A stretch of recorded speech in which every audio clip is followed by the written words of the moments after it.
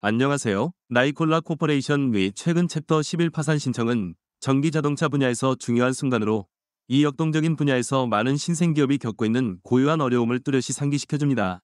2014년에 소비자와 상업용 전기 운송에 혁명을 일으키겠다는 포부로 설립된 나이콜라는 처음에는 배저 전기 픽업 트럭과 같은 야심찬 프로젝트로 상당한 주목을 받았습니다. 그러나 이 회사는 곧 재정적 어려움, 설립자에 대한 사기 혐의, 시장 신뢰의 급격한 하락으로 인해 혼란스러운 궤도에 직면했습니다. 이러한 요소들의 정점은 궁극적으로 최근 파산 발표로 이어졌고, 이는 회사의 직접적인 이해관계자를 훨씬 넘어서는 파장을 불러일으키는 중요한 시점이었습니다. 나이콜라의 재정적 붕괴가 의미하는 바는 점점 더 경쟁이 치열해지고 불확실해지는 시장 환경을 헤쳐나가야 하는 전기 자동차 스타트업의 생존 가능성에 대한 보다 광범위한 이야기를 강조합니다.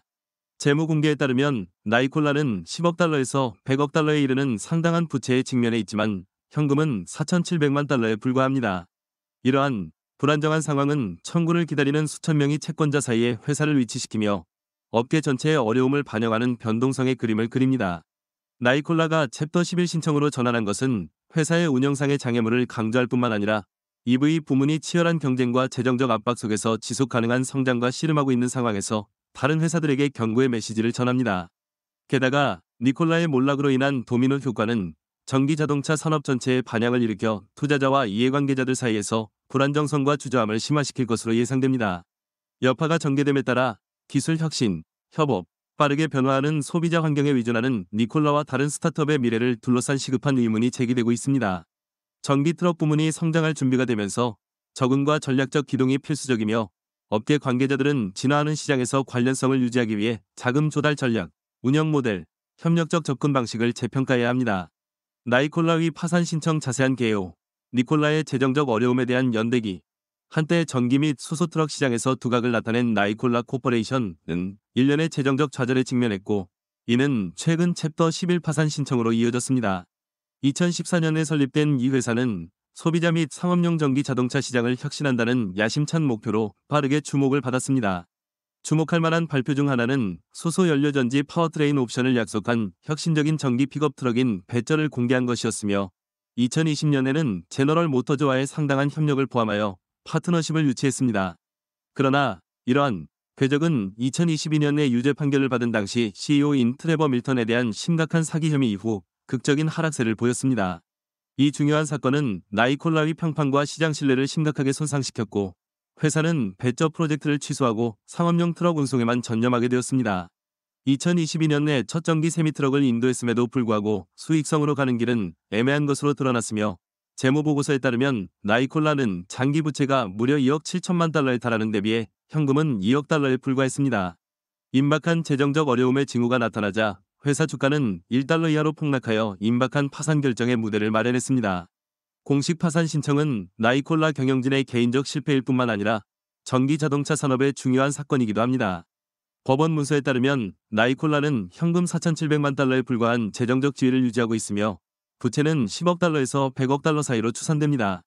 수천 명의 채권자가 부채를 청구할 태세를 갖추고 있어 상황이 더욱 복잡해지고 있습니다. 이 순간은 빠르게 진화하는 전기 자동차 시장의 어려운 상황을 헤쳐나가기 위해 노력하면서 모두 비슷하게 어려움을 겪었던 많은 EV 스타트업이 직면한 변동성을 냉엄하게 일깨워줍니다. 챕터 11 파산 신청에 대한 세부사항. 나이콜라의 챕터 11 파산 신청은 회사가 회사와 자회사를 위해 자발적 청원을 요청한 델라웨어 지방의 미국 파산법원에서 이루어졌습니다. 이 단계는 나이콜라가 미국 파산법 제363조에 따라 구조화된 경매 및 자산 매각 절차에 들어가려는 것을 나타냅니다.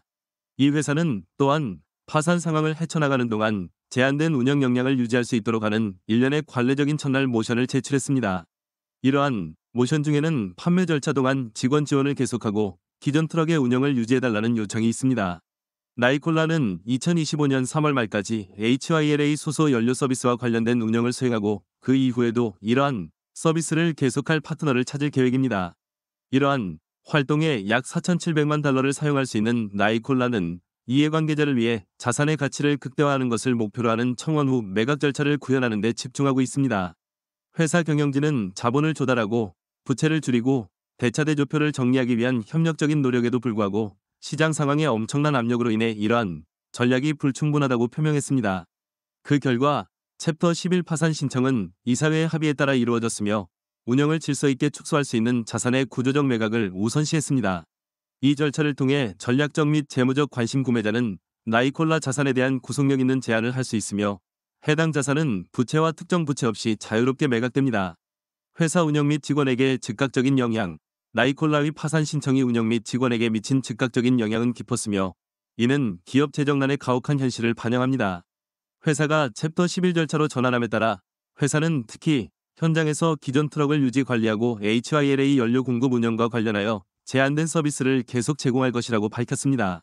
이는 법원 승인에 따라 2025년 3월 말까지 유지될 것이며 이는 이 격동의 시기에 직원 의무를 이행하는 것을 목표로 합니다. 그러나 이러한 운영의 장기적 실행 가능성은 나이콜라가 파산 후 기존 서비스 역량을 유지하거나 향상시킬 수 있는 파트너십이나 구매자를 확보하는 데 달려 있습니다.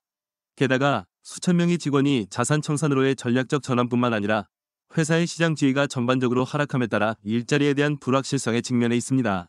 직원들이 회사의 미래를 둘러싼 두려움이 커지는 가운데 해고 가능성과 사기 저하에 시달리면서 직원들에게 미치는 정서적, 경제적 피해는 과소평가할 수 없습니다. 경영진은 어려운 현실을 인정했으며 CEO 스티브 거스키의 성명에서 상당한 어려움에도 불구하고 운영을 안정화하기 위한 노력을 강조했습니다. 이 상황은 직원과 업계 전문가 모두에게 경고의 의미가 되며 전기자동차 부문의 스타트업에 내재된 변동성을 보여줍니다. 전기자동차 산업에 대한 의미, 니콜라 파산으로 인한 여파 분석, 나이콜라 코퍼레이션 위 챕터 11 파산 신청은 오늘날 전기자동차 스타트업이 직면한 어려움을 극명하게 보여줍니다. 부채가 10억 달러에서 100억 달러 사이로 추산되고 2020년 최고 가치인 270억 달러에서 신청 후 약 4천만 달러로 시가총액이 크게 감소하면서 이 사건의 여파는 나이콜라 자체를 훨씬 넘어 확대되었습니다. 이 회사가 운영을 축소하고 자산을 매각하려고 하면서 약 1000개의 일자리가 위태로워지고 있으며 자산의 가치는 5억 달러에서 10억 달러 사이입니다. 이 상당한 일자리 손실은 파급 효과를 미쳐 나이콜라의 운영에 의존하는 공급업체와 다른 기업에 영향을 미쳐 피스코와 프로테라를 포함하여 유사한 파산을 겪은 EV 산업 전반에 걸쳐 불안정성을 조성할 것입니다.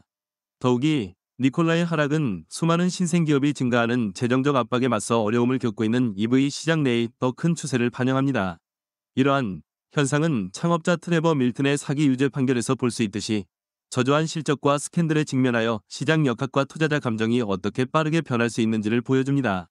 이는 기존의 신뢰성 문제를 악화시켰을 뿐입니다. 니콜라가 자산 청산을 통해 부채를 관리하려고 시도함에 따라 신생 EV 제조업체에 대한 이해관계자의 신뢰가 약해질 가능성이 높으며 다른 신생기업이 이미 경쟁이 치열한 환경에서 자금을 확보하기가 더욱 어려워질 것입니다.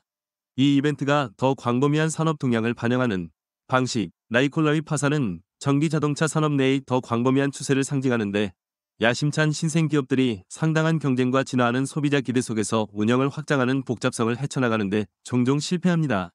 EV 환경은 신뢰할 수 있는 수소 및 배터리 기술에 대한 수요가 증가하는 것이 특징이지만 나이콜라를 포함한 많은 회사가 약속을 이행하지 못했습니다.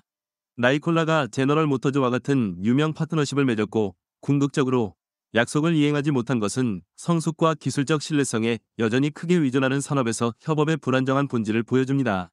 또한 붕괴는 신생기업에 영향을 미치는 중요한 거시경제적 요인을 지적합니다. 상승하는 이자율, 불안정한 시장 상황, 테슬라와 전기 제품으로 전환하는 기존 자동차 제조업체와 같은 기존 업체와의 치열한 경쟁은 신규 진입자에게 불리한 환경을 조성했습니다. 파산 발표 후 NKLA 주가가 빠르게 하락하면서 나타난 투자자들의 주저함은 수익성으로 가는 입증된 경로 없이 미래 혁신에 크게 의존하는 비즈니스 모델의 지속 가능성에 대한 우려를 반영합니다.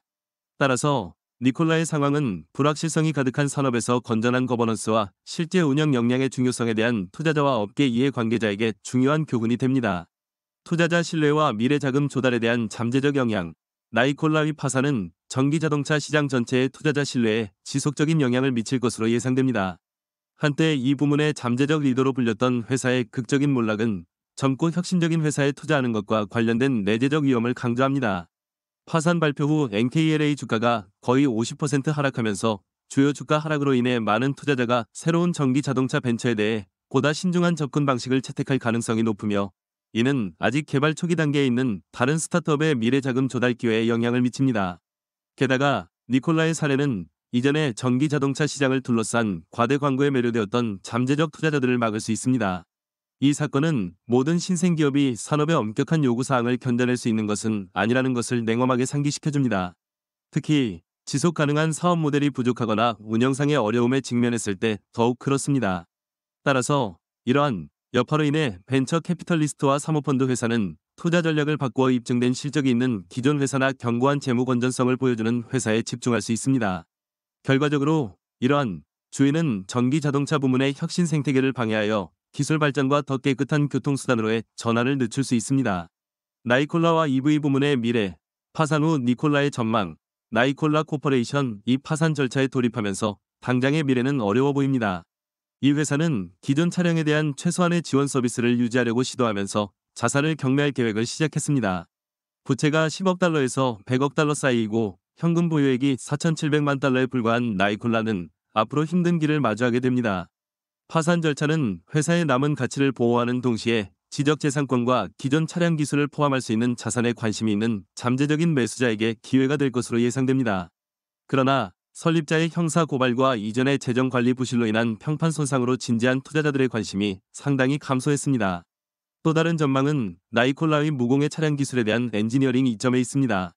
이 회사는 수소 연료 전지 발전에 진전을 이루었으며 이를 소규모 기업으로 파산해서 벗어나는 데 성공하면 미래 파트너십이나 새로운 전략적 방향에 활용할 수 있습니다. 따라서 당장의 전망은 암울하지만 나이콜라가 회복되는 시장에서 효과적으로 재위치할 수 있다면 희망의 빛이 있습니다.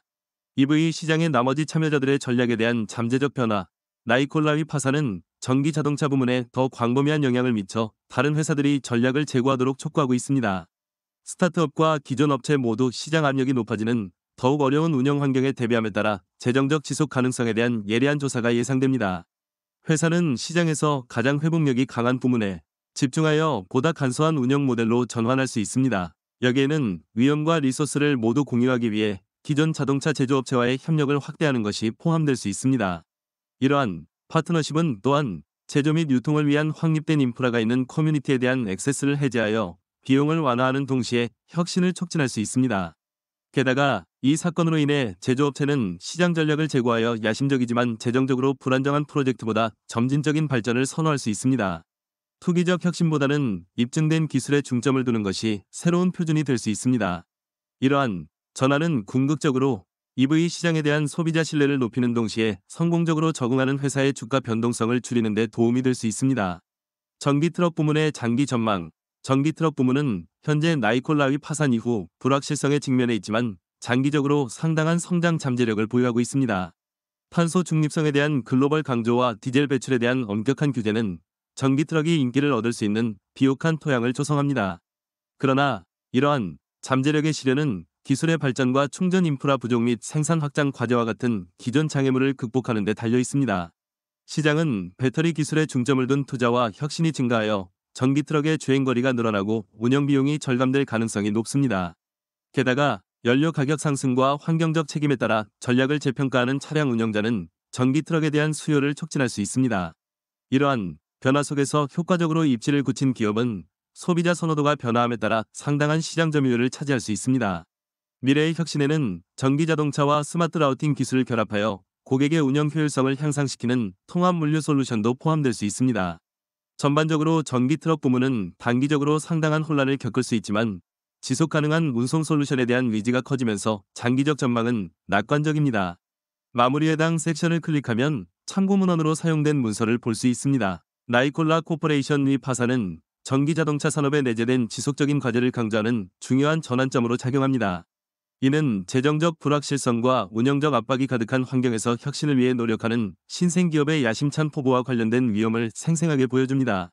업계가 이 사건의 의미를 되새기면서 이해 관계자가 전략적 적응력, 지속 가능한 관행 및 소비자 신뢰 구축에 대한 새로운 초점을 포함하는 다면적인 접근 방식을 채택해야 한다는 것이 분명해졌습니다. 투자자의 신뢰가 흔들릴 가능성이 높기 때문에 앞으로 나아가는 집단적 여정은 보다 안정적인 미래를 육성하기 위해 회복력과 창의성을 요구할 것입니다. 나이콜라의 몰락은 오늘날의 경쟁적 환경을 헤쳐나가는데 특히 맞춤화된 비즈니스 모델을 근본적으로 재평가해야 할 필요성을 증폭시킵니다.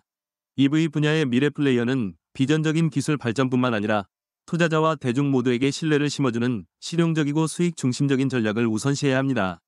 기업이 지속 가능한 전기 솔루션을 출시하기 위해 다양한 길을 모색함에 따라 산업의 전반적인 궤적은 책임감 있게 혁신하고 외부 압력 속에서도 운영적 실행 가능성을 유지하는 능력에 달려 있습니다. 나이콜라의 역사에서 이 장에서 얻은 교훈은 EV 산업이 보다 예측 가능하고 번영하는 미래를 향해 노력하면서 직면한 과제를 의심할 여지 없이 강조할 것입니다.